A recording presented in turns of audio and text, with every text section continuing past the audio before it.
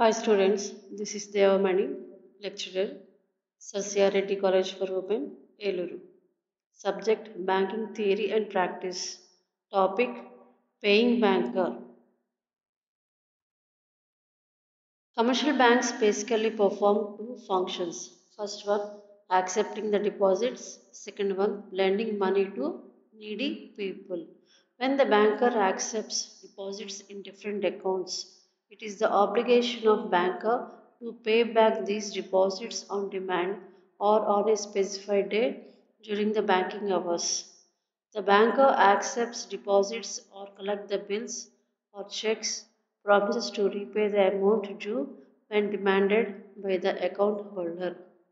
So commercial banking basically two functions perform చేస్తుంది. అది first one ఏంటంటే accepting deposits, second one lending money to the people. So customer deposits ఎప్పుడైతే చేస్తాడో, so customer అనేవాడు deposits చేస్తాడు బ్యాంక్లో. So the deposits is in the form of a savings deposit లేదంటే fixed deposit, ఇలా ఈ విధంగా డిపాజిట్స్ అనేది చేస్తాడు. So when the customer deposits the amount, the banker has to accept the deposits. So ఎప్పుడైతే కస్టమర్ డిపాజిట్ చేస్తారో banker కూడా ఆ డిపాజిట్స్ని యాక్సెప్ట్ చేయాలి. అలాగే ఆ యొక్క డిపాజిట్స్ ఏవైతే సేకరించారో ఆ డిపాజిట్స్ అన్నీ కూడా తిరిగి మళ్ళీ ఆ కస్టమర్కి రిటర్న్ చేయాలి. When demanded or when needed, లేదా స్పెసిఫైడ్ టైం అనేది మెన్షన్ చేసినప్పుడు ఆ టైం కల్లా బ్యాంకర్ అనే అతను ఆ కస్టమర్ అమౌంట్ని డిపాజిట్స్ని తిరిగి ఇచ్చేయాల్సి వస్తుందన్నమాట.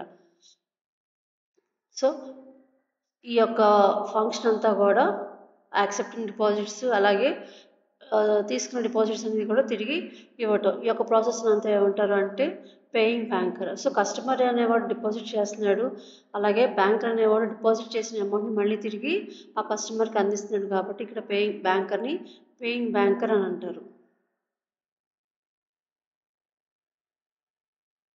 Next one, responsibilities of paying banker. First one, proper form. The check presented for payment should be in a proper form. The paying banker should see that check satisfies all the requirements of a check or not. The check must be in printed form supplied by the banker in specific format. So banker యొక్క paying banker యొక్క first responsibility, main duty ఏంటంటే first ఆ cheque అనేది proper ఫామ్లో ఉండాలి. Whenever he takes the cheque from the customer, the cheque should be in a proper form. అంటే cheque మీద అన్ని డీటెయిల్స్ ఫిల్ చేసినా లేదా అనేది కూడా చెక్ చేసుకోవాలి. అలాగే చెక్ అనేది బ్యాంక్ సప్లై చేసిన చెక్కా లేదంటే స్పెసిఫిక్ ఫార్మేట్లో ఉందా లేదనేది కూడా బ్యాంక్ అనేవాడు వెరిఫై చేసుకోవాలి. So the cheque should be in a proper form. Second one, physical condition. The check should be in good physical condition.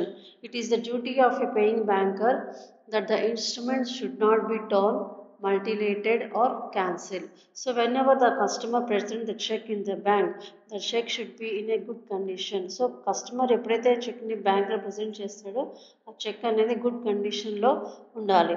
అంటే ఆ చెక్ అనేది చిరిగిపోయి ఉండకూడదు, లేదంటే ఎటువంటి చెక్ మీద ఎటువంటి కుట్టివేతలు ఉండకూడదు, అలాగే ఎటువంటి క్యాన్సిలేషన్స్ అలాంటివి కూడా ఉండకూడదు. So cheque should be in a good condition. Third one, crossing. It is the duty of paying banker to examine whether the check received for payment is an open check or a crossed check. If the check is crossed check, the payment cannot be made across the country. So it is the duty of the paying banker to examine whether the check is a cross check or not. అంటే check అయితే ఎప్పుడైతే customer దగ్గర నుంచి check receive చేసుకున్నాడో banker యొక్క duty ఏంటి అంటే ఆ cheque అనేది క్రాస్ చెక్కా లేదా జనరల్ చెక్కా లేదా ఓపెన్ చెక్ అనేది వెరిఫై చేయాలి. If the cheque is crossed cheque, so cheque అయితే క్రాస్ చెక్ అయితే కనుక సో పేమెంట్ అనేది డైరెక్ట్గా కస్టమర్కి ఇవ్వడు. సో ఆ పేమెంట్ అనేది ఆ యొక్క కస్టమర్ అకౌంట్లో డిపాజిట్ అవుతుంది అనమాట. సో క్రాస్ చెక్ కాదా అనేది ఫస్ట్ బ్యాంక్ అనేవాడు ఐడెంటిఫై చేసుకోవాలి. Fourth one, office of drawing. When a check is presented for payment, it is the duty of the paying banker to see that account whether it is kept in the same branch or any other branch of the same bank.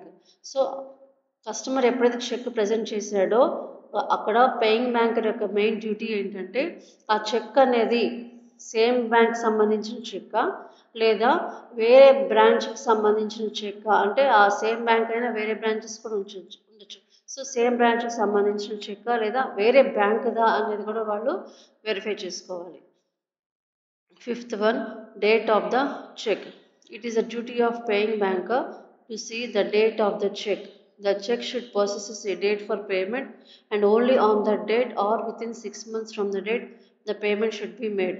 So whenever the customer present the check in the bank, the main duty of the banker is check the date of the cheque. అంటే cheque మీద ఏదైతే date ఉందో ఆ డేట్ని verify చేసుకోవాలన్నమాట. So ఆ డేట్లోనే check మీద mention చేసిన డేట్లోనే payment అనేది జరగాలి, లేదా వితిన్ 6 months అంటే ఫ్రమ్ ద డేట్ ఆన్వర్డ్స్, అంటే చెక్ మీద ప్రజెంట్ చేసిన డేట్ నుంచి 6 months లోపు ఆ చెక్ని ఎప్పుడైనా పేమెంట్, చెక్కి సంబంధించి పేమెంట్ ఎప్పుడైనా తీసుకోవచ్చు అనమాట. 6th one, time of presentation. The check presentation is more important than payment.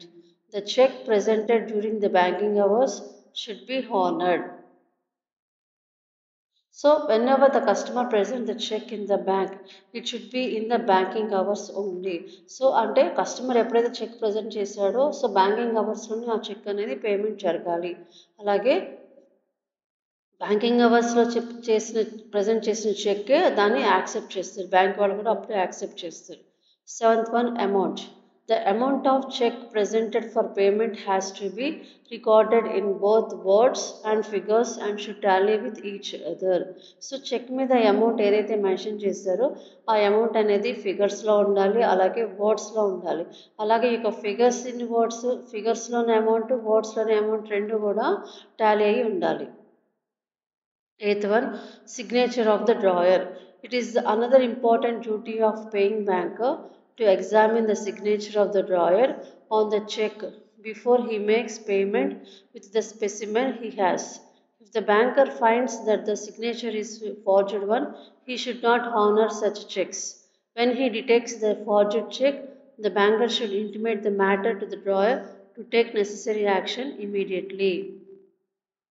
So another important duty of the paying banker ఏంటిదంటే examine the cheque signature in the cheque, అంటే చెక్ మీద ఉన్న సిగ్నేచర్ని examine చేయాలి, verify చేయాలన్నమాట. అంటే specimen signature అలాగే check ముందు ఉన్న సిగ్నేచర్ రెండు కూడా టాలీ అయిందా లేదా చూసుకోవాలి. So if the banker finds the defect in the signature, so banker కనుక చెక్ మీద ఉన్న సిగ్నేచరు అలాగే స్పెసిమెన్ సిగ్నేచర్ మీద ఏదైనా తేడా ఉంటే కనుక ఈ యొక్క ఇన్ఫర్మేషన్ అనేది ఆ డ్రాయర్కి ఇన్ఫర్మేషన్ పాస్ చేయాలి. Next, circumstances in which a banker should refuse payment. So banker అనే అతను ఏ సందర్భాలలో చెక్ పేమెంట్ చేయడానికి నిరాకరించవచ్చు.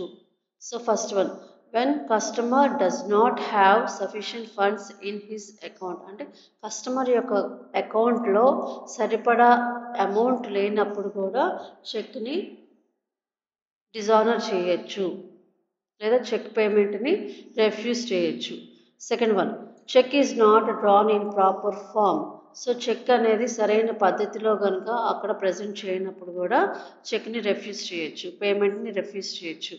Third one, post dated check presented before the due date, అంటే చెక్ అనేది 3-4 చెక్ మీద డేట్ అనేది చూసుకుని దానికన్నా ముందే కనుక చెక్ని ప్రజెంట్ చేస్తే కనుక అప్పుడు కూడా పేమెంట్ అనేది జరగదు. ఫర్ ఎగ్జాంపుల్, చెక్ మీద February 5th అని ఉంది, కానీ కస్టమర్ February 1st ఆ చెక్ని ప్రజెంట్ చేసాడు అనమాట. సో అటువంటి చెక్స్ కూడా బ్యాంక్ వాళ్ళు పేమెంట్ అనేది చేయరు. Fourth one, in case of stale cheque. So cheque కనుక చిరిగిపోయినా, మడత పెట్టినా, లేదంటే కొంచెం నలిగిపోయినా, సో అటువంటి చెక్స్ కూడా బ్యాంక్ వాళ్ళు యాక్సెప్ట్ చేయరు. Fifth one, cheque is not presented in banking hours. So ఎప్పుడైతే బ్యాంకింగ్ అవర్స్ కాకుండా వేరే టైమింగ్స్లో చెక్ కనుక ప్రజెంట్ చేసినా అప్పుడు కూడా చెక్ పేమెంట్ అనేది బ్యాంక్ వాళ్ళు చేయరు. Sixth one, in case of material alterations in the cheque. So cheque మీద ఎటువంటి ఆల్టరేషన్స్ చేంజెస్ లేదంటే కొట్టివేతలు ఉన్నా కూడా సో పేమెంట్ అనేది చేయరు అనమాట. 7th one, signature of customer on cheque does not resemble with the specimen signature. So cheque మీద ఉన్న సిగ్నేచర్ అలాగే స్పెసిమెన్ సిగ్నేచర్ రెండు కూడా టాలీ అవునప్పుడు కూడా కస్టమర్కి పేమెంట్ అనేది జరపరు. 8th one, banker receives the notice of insolvency of customer. అంటే banker కనుక ఏదైనా ఇన్ఫర్మేషన్ అందితే, అంటే ఏమైనా ఇన్ఫర్మేషన్, కస్టమర్ ఇన్సాల్వెన్సీ, కస్టమర్ దివాలా తీసాడు అనే ఇన్ఫర్మేషన్ అందినా కూడా కస్టమర్కి సంబంధించిన పేమెంట్ అనేది కూడా చేయరు. 9th one, banker receives the notice of death of the customer. So banker అనే వాళ్ళు కస్టమర్ సంబంధించిన డెత్ ఇన్ఫర్మేషన్ కనుక విన్నా కూడా పేమెంట్ అనేది జరగదు. అంటే కస్టమర్ చనిపోయాడు, సో ఆ ఇన్ఫర్మేషన్ బ్యాంక్ వాడికి పాస్ అయింది. సో అటువంటి సందర్భాలలో కూడా ఎవరైనా చెక్ ఇచ్చినా కూడా ఆ యొక్క కస్టమర్ యొక్క చెక్ ఇచ్చినా కూడా అప్పుడు కూడా బ్యాంక్ పేమెంట్ అనేది చేయరు. 10th one, bank has a notice of garnishee order from court. So bank receives the order from the court. Garnishee order. So garnishee order అంటే it is the order from the court to stop the transactions of a customer. So whenever the banker receive this garnishee order, the banker does not make the payment on the check. So these are the circumstances when banker should not pay the amount. Next one, statutory protection to the paying banker. The primary function of a bank is to honor the checks of a customer is the implied term of the contract entered into a bank and the customer. And there is a risk in the payment of the check. It is the duty of paying banker to pay the amount of check to the right person according to the instructions. Banker is liable to bear the loss caused by payment to a wrong person. So banker యొక్క main function ఏంటి అంటే customer ఇచ్చిన చెక్ని honour చేయాలి, అలాగే honour చేసే ఆ కస్టమర్కి సంబంధించిన చెక్ అమౌంట్ అనేది కూడా పేమెంట్ చేయాలి. So it is the implied contract between the banker and customer. అంటే ఇది వాళ్ళ మధ్య జరిగిన ఒప్పందం కింద ఉంటుంది. అలాగే when ever banker pay the amount to the customer, ఎప్పుడైతే బ్యాంకర్ ఆ కస్టమర్కి చెక్ అమౌంట్ పే చేసేటప్పుడు ఇక్కడ ఒక రిస్క్ అనేది ఉంది. So banker has to check or verify whether the customer is right person or not. అంటే కస్టమర్ అనేవాడు రైట్ పర్సనా కాదా అనేది చెక్ చేసుకోవాలి. అంటే చెక్ ఇచ్చిన వ్యక్తి తను కరెక్ట్ వ్యక్తా కాదా అనేది బ్యాంక్ వాళ్ళు వెరిఫై చేసుకోవాలి. సో బ్యాంక్ వాళ్ళు బై మిస్టేక్ కానీ లేదంటే చూసుకోకుండా రాంగ్ పర్సన్ కనుక ఆ చెక్ పేమెంట్ కనుక చేస్తే కనుక సో దానికి బాధ్యత వహించాల్సింది కేవలం బ్యాంక్ వాళ్ళే. సో ఈ యొక్క రిస్క్ ఉంది కాబట్టి బ్యాంక్ వాళ్ళు చెక్ పేమెంట్ చేసేటప్పుడు ఆ చెక్ ఇచ్చిన వ్యక్తి కరెక్ట్ పర్సనా రాంగ్ పర్సనా అనేది చెక్ చేసుకోవాలి. Negotiable instrument act provides the following protection to the paying banker. So negotiable instrument act అనేది బ్యాంకర్కి కొన్ని సందర్భాలలో కొన్ని సిచ్యువేషన్స్లో బ్యాంకర్కి ప్రొటెక్షన్ అనేది ఇస్తుంది. First one, protection in case of order cheque. According to section 85 of 1 of the negotiable instrument, where a check is payable to order purports to be endorsed by on behalf of the payee. So according to section 85 ప్రకారం check అనేది order check అయితే కనుక so ఈ payment అనేది జరిగిపోతుంది. So order check అంటే ఎవరు, ఇక్కడ కస్టమరే చెక్ మీద అంటే అకౌంట్ హోల్డరే చెక్ మీద ఆర్డర్ చెక్ అనేది మెన్షన్ చేసి సో ఆ చెక్ని పాస్ ఆన్ చేస్తున్నారు, ప్రజెంట్ చేస్తున్నారు. So it is a order cheque అంటారు. సో ఆర్డర్ చెక్ అయినప్పుడు కూడా బ్యాంకర్కి ప్రొటెక్షన్ అనేది వస్తుంది. Second one, protection in case of bearer cheque. So according to section 85 of 2, when the check is originally expressed to be payable to bearer. So cheque మీద express చేస్తారు, mention చేస్తారు bearer cheque అని mention చేస్తారు. So అప్పుడు కూడా ఆ బ్యాంకర్కి protection అనేది వస్తుంది. Third one, protection in case of crossed cheque. So the paying banker is under application to pay the crossed cheque in accordance with the instruction of the drawer. అంటే crossed cheque అంటే ఏంటి, the check amount should be deposited in the account itself. The amount is not paid to the customer. So ఈ యొక్క సిచ్యువేషన్లో crossed check సిచ్యువేషన్లో బ్యాంకర్కి protection అనేది వస్తుంది అనమాట. సో ఈ యొక్క 3 కేసెస్లో నెగోషియబుల్ ఇన్స్ట్రుమెంట్ యాక్ట్ ద్వారా బ్యాంకర్కి ప్రొటెక్షన్ వస్తుంది. First one, cheque should be in order, cheque should be bearer and cheque is a crossed cheque. ఈ యొక్క 3 సిచ్యువేషన్స్లో బ్యాంకర్కి ప్రొటెక్షన్ అనేది వస్తుంది. Next one, liability of the paying banker on crossed check. The paying banker shall be liable to the true owner of the check and to the drawer. So banker duty ఏంటి ఇక్కడ? Check customer ఏదైతే check ఇచ్చాడో ఆ చెక్ని verify చేసి ఆ payment అనేది జరగాలి. So if any mistake arised here, అంటే ఒక బ్యాంకర్ అనేవాడు ఏదైనా మిస్టేక్ చేసి లేదంటే నెగ్లిజెన్స్తో కానీ లేదంటే ఏ విధంగానైనా పేమెంట్ అనేది రాంగ్ పర్సన్ కనుక అమౌంట్ కనుక పే చేస్తే కనుక బ్యాంకర్ అనేవాడు రెస్పాన్సిబుల్ వహించాలి, బాధ్యత వహించాలి. సో దానికి మనకి 2 పాయింట్స్ ఉన్నాయి ఇక్కడ. Liability to the true owner of the cheque, first one. Second one is liability to the drawer. First one, liability to the true owner of the check. Generally, the paying banker is not responsible to the payee as there is no contract between the two.